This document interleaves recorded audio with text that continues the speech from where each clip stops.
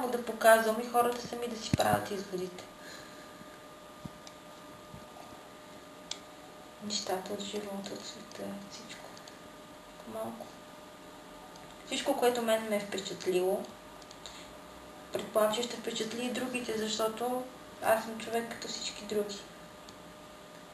И хората, колкото и да сме различни, толкова сме еднакви. И затова може би имат нужда от нещо, на което не са обърнали внимание, някой да му да посочи. Така си мисля, би трябвало. Всеки търси в живота си нещичко, което да му осмисли живота.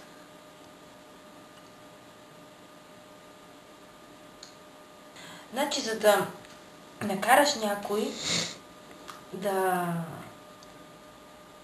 ти играе по свирката един вид, за да накараш някой, който един вид да е привлечен от тебе, ти трябва да наблегнеш върху неговите слабости.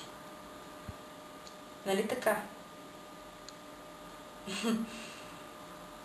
Защото достоинствата си достоинства сами по себе си.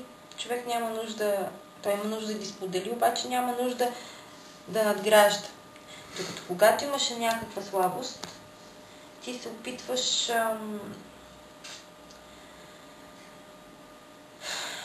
опитваш да го промениш това нещо. Например, чревоугодничество. Ако му вземеш храната на чревоугодник, какво става? Значи, по пътя на лойка трябва да даваш храна, за да е в твоята власт. Похотливостта е по същия начин. Някой, който е похотлив, ти му даваш секс. И фактически той вече зависи от теб, от твоя секс. Нали така?